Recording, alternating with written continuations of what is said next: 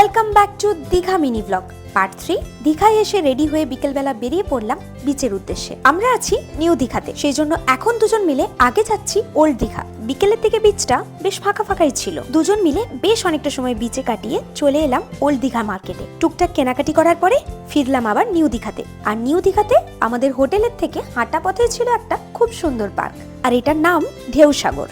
তারপর বেশ অনেকক্ষণ পার্কে ঘুরে খিদের চোটে ওখানের ফুডকোর্ট থেকে খেলাম গরম গরম মোমো।